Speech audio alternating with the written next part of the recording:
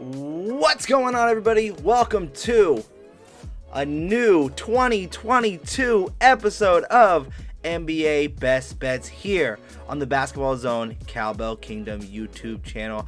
I'm still your host. My name is Vince Miracle. You guys can follow me on all social media platforms of @VMCenter, and I hope all of you guys had an amazing new year. I hope you guys had an amazing holiday season.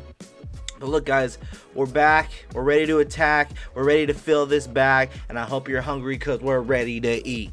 You know what I mean, guys? So, look, starting on Monday of next week, I'll be having the Excel sheet that I've been trying to tell you guys about. I previewed it a little bit out to Leo, the editor-in-chief here at the YouTube channel.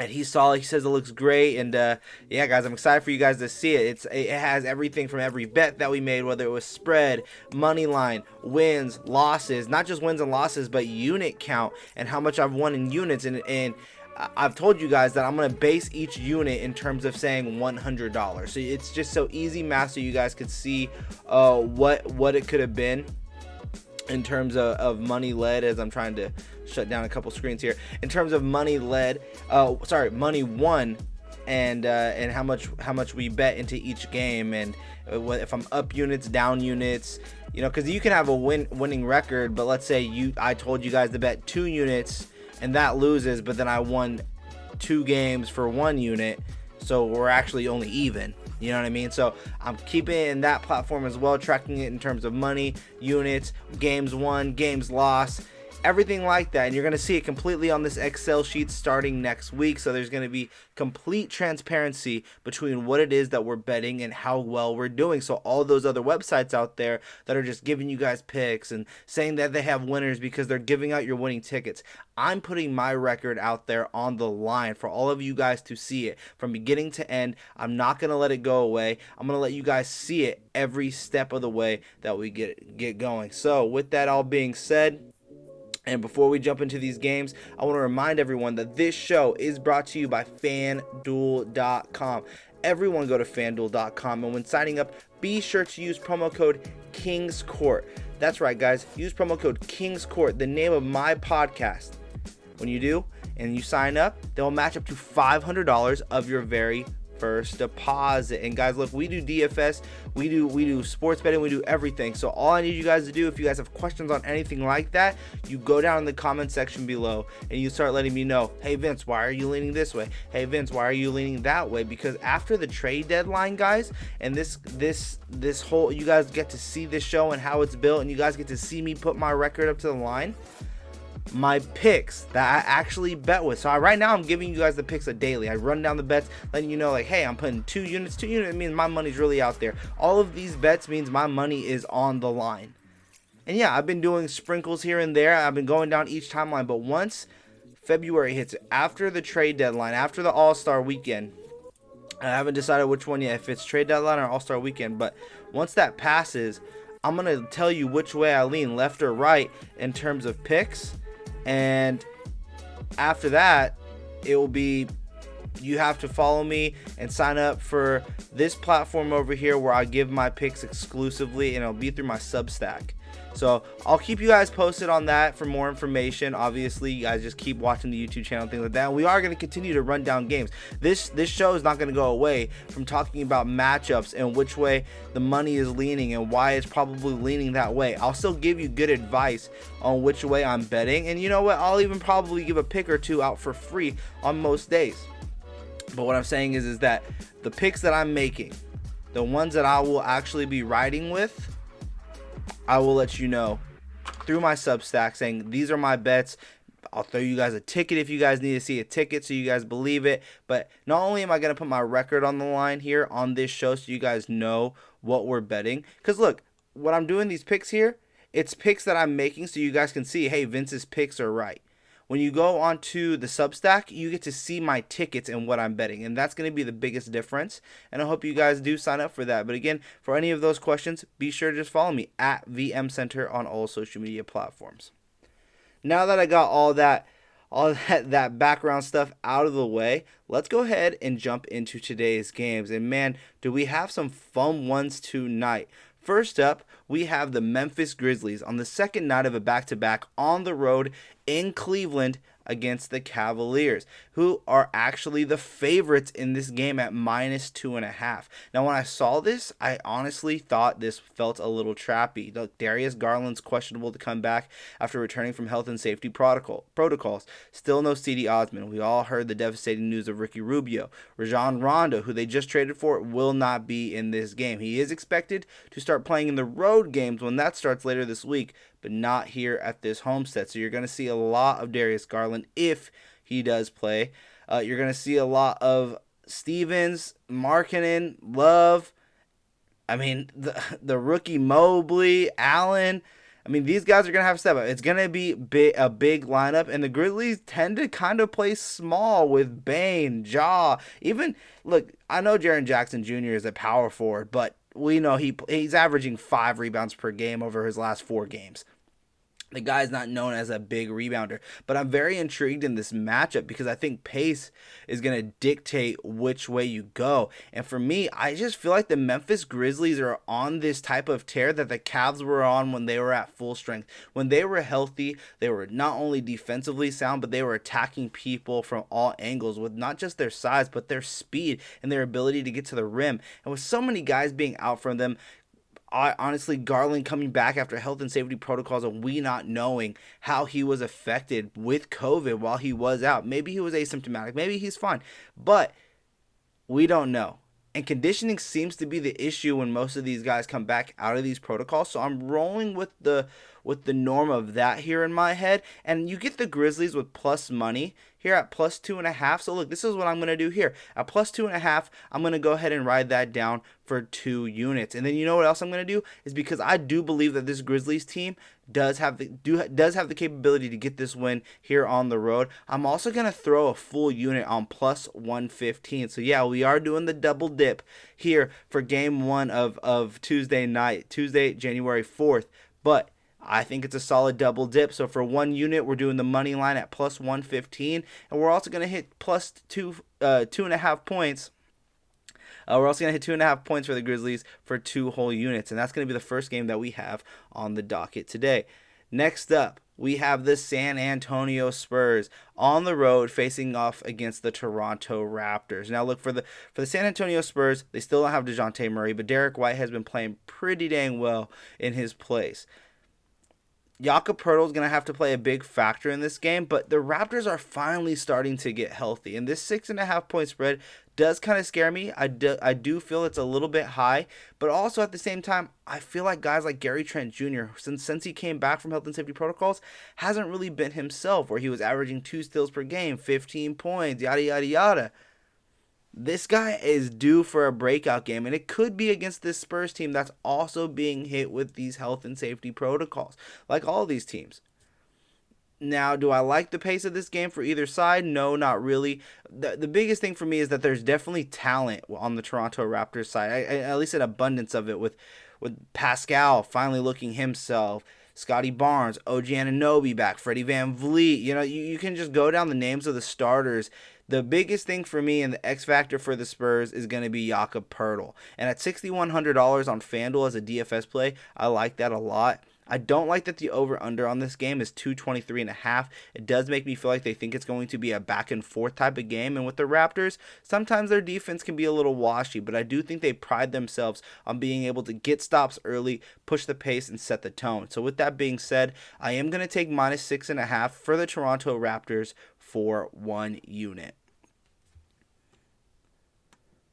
Next up, we have the Indiana Pacers going up against the New York Knicks as 3.5 point underdogs. Now look, the Knicks are a pretty interesting team because Julius Randle is supposedly cleared of health and safety protocols and could potentially return back as soon as tonight. There's still no official word on if he was returning back tonight, but there is the potential that he can return tonight. So that's something we're going to have to keep our eye on. That's number 1. Number 2, the Indiana Pacers have no Karis LeVert, but Sabonis and Miles Turner have been very interesting to watch. And I just feel like at +3.5 and the potential chance I mean, they're already underdogs as it is. And I believe earlier in the day, they were the favorites until the news. Let me look back to the early afternoon spot because I wrote it down earlier. So, yeah, earlier in today's games, the Knicks were only 1.5 point favorites. So they actually thought it was a little bit closer, and now they're gaining it to 2. And I think that just kind of means that there's kind of an insinuation that Julius Randle does play. If Julius Randle does play with Quickly, Fournier, RJ Barrett, all of these guys starting to get healthy again. Obviously, there's still not going to be any Derrick Rose, but you do have Emmanuel Quickly. Alec Burks looking good. No Kemba Walker tonight.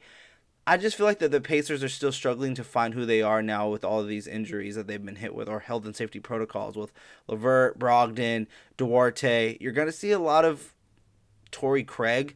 You're going to see a lot of Justin Holiday. And while those guys are good, solid role players, I don't believe in them to get a road win against this Knicks team that does have playoff inspiration. So at -3.5, 1 unit, it would have been nice. I have it on a ticket, and I'm running low on time, but I have a ticket where I have them at -1.5 in a parlay early today. So I am taking the Knicks here at -3.5 still. I'll take that for a unit. And if Julius Randle plays, and you're starting to see that thought process that he is playing, because right now he's still questionable. There's still no word on if he will actually return tonight, even though he did clear health and safety protocols.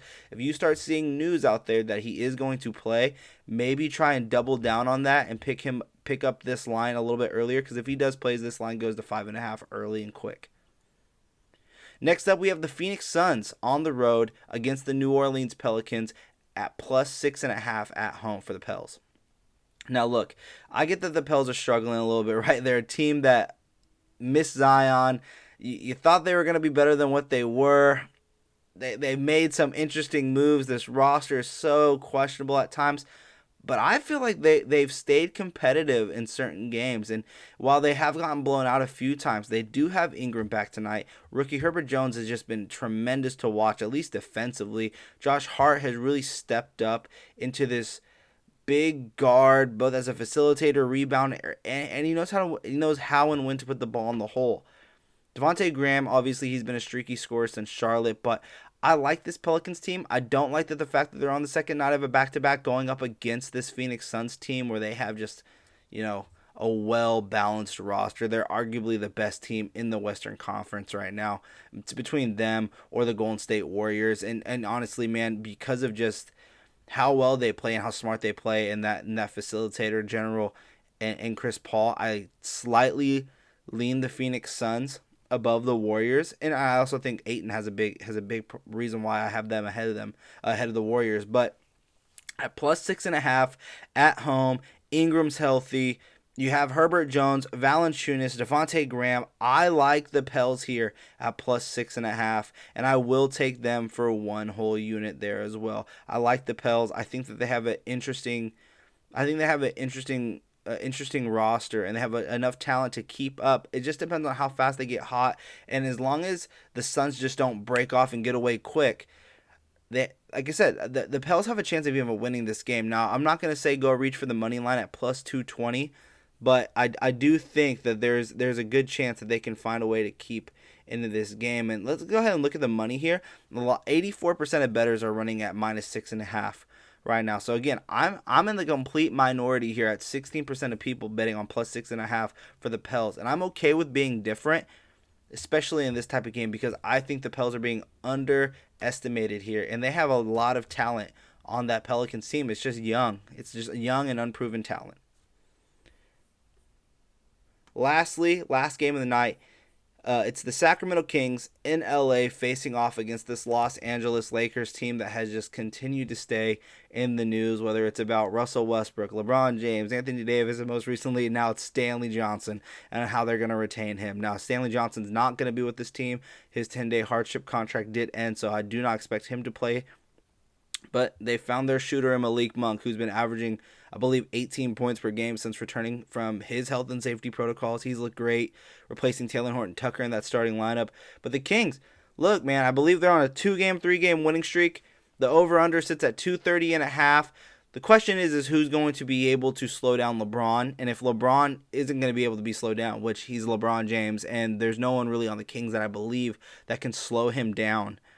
I do believe that the Kings have enough speed, and I'm not going to say shooting, I'm not going to say talent, because almost any team has talent. Like I just talked about the Pelicans. But I believe they have the speed that can keep up with how the Lakers want to play at that pace. And if you go overall just like matchup for matchup, it makes sense. And between the Lakers and the Kings last time, it was a very intense game. It was fun to watch. There is no Rashawn Holmes for the Kings as he's in health and safety protocols. So you're going to see a lot of Damian Jones, who's my must play of the day on FanDuel DFS at $4,000. But De'Aaron Fox, I believe he's starting to find his legs again. Had a great showing up against Miami. I'm taking the Kings on the road as road dogs at +6.5. I just feel like this Lakers team, and we just saw Russell Westbrook have 9 turnovers. This Lakers team just kind of shoots themselves in the foot, and we've seen them do it multiple times this season. When you look, they were leading the Thunder, I believe, by 20 points or more in both of those games, and they gave it up in the fourth quarter twice. So the Lakers tend to shoot themselves in the foot. The Kings also continue to do the same things. I mean, there's a hashtag going around in Sacramento called Buddy Blunders, where Buddy Hield just continues to make silly plays occasionally once in every game. But at +6.5, you get a team that is in the hunt for the play-in, and that has been their hope, is just to have a chance to make the playoffs, and this is the season for them to do it. And look, at 16-22, they're only 3 games back of the 19-19 Los Angeles Lakers. So this is a nice tone-setting game after coming off a nice couple of wins here for the Sacramento Kings, and I like them here at +6.5 on the road against the Los Angeles Lakers. And look, a lot of bettors are confused on this because it's 41% are betting with the Sacramento Kings, and that seems to be a lot to me because a lot of people want to bet on the Lakers. A lot of people believe that there is enough talent on this Lakers team, especially with LeBron James, that this should cover. But I'm with the Sacramento Kings at +6.5. All right, guys, that is all of your bets here for the Cowbell Kingdom Basketball Zone YouTube channel. Just to run them down one more time so it's a nice clear picture of what we are doing. We are going to be double dipping in the Grizzlies game. So we're taking the Grizzlies at +115 for 1 unit, and we're taking them at +2.5 for 2 units. So we like that there. Almost a 3-unit bet just on one whole game. Next up, we are taking the Toronto Raptors at -6.5 for just 1 unit. If you were like me earlier and you got the New York Knicks at -1.5, I bet 2 units on that. If you guys ask me for it on Twitter, I'll send you guys the ticket. But here at -3.5, we like it. We're going to take that for 1 unit as the home team, New York Knicks, -3.5, 1 unit from when we're doing this show. Next up, we have the Phoenix Suns versus the Pelicans, and we're taking the home team Pels +6.5. It's going to be a high-scoring game. Over-under sits at 224.5. I think the Pels have the ability to stay in it. I think they have the ability to win this game, honestly. I'm too scared of that +220. But +6.5, I'm willing to throw a full unit on that. So that is what we're doing there in that game. And lastly, we're taking another 6.5-point underdog as we're rolling with the Sacramento Kings on the road against the Los Angeles Lakers. I hope you guys did enjoy this show, and if you did, do me a huge favor and hit that like button for me right there. Let me know if you're riding with me, if you're fading me, down in the comments section below. Let me know which side you're going on. Do you guys think I'm crazy? Are you guys ready to see this Excel sheet so we can go over these records? Look, guys, it's 2022. It's the first show in the new year. I hope we tip this thing off with a bang and start filling this bag up on the 4th day of January. If you haven't done so yet, be sure to click over to your right and hit that subscribe button. And so you're the first one here to look at all these bets and talk about this stuff with me. Hit that bell so you're the first one here. Again, I'm your host, Vince Miracle. You guys can follow me on all social media platforms of @VM_Center. You can follow this YouTube channel on all social media platforms of @Cowbell_Kingdom. I wish you guys nothing but the best of luck. Keep going out there. Like I said, tweet me, at me, anything you guys want to do, guys. We are here to make money, and we're here to bet big and win. So let's do it together. And until next time, NBA bettors, peace.